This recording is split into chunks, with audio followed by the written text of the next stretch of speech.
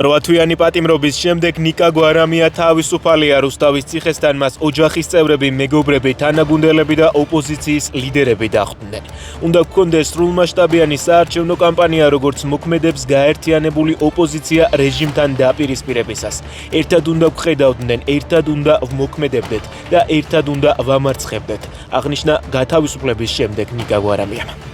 ქართული ოცნების მმართველობის დასაწყისიდან იყო საბედისწერო ხარვეზი რუსეთის მიერ შექმნილი ოლიგარქი ბიძინა ივანიშვილი. განაცხადეს ჰელსინკის კომისიაში გამართულ ბრიფინგზე. აღინიშნა, რომ ერთ დროს ამერიკის მთავარი პარტნიორი ახლა კავკასიის ამერიკულ პოლიტიკაში აღარ ფიგურირებს. ივანიშვილთან დაკავშირებული სანქციები კი არის პოტენციური ბერკეტი, რომელიც სტრატეგიულად უნდა იყოს გამოყენებული. უკრაინაში ქართველი მებრძოლი ბაჩო ბულისკირია დაიღუპა. აფხაზეთიდან დევნილი ბულისკირია უკრაინაში რუსეთის ომის დაწყების შემდეგ იბრძოდა. მონაწილეობდა განსაკუთრებით მნიშვნელოვან სპეცოპერაციებში და მიღებული ჰქონდა საბრძოლო ჭრილობაც.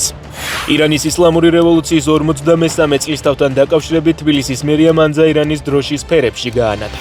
იმავე დროს ამერიკის დროშის ფერებში იყო განათებული ბაქოში ჰეიდარ ალიევის ცენტრი.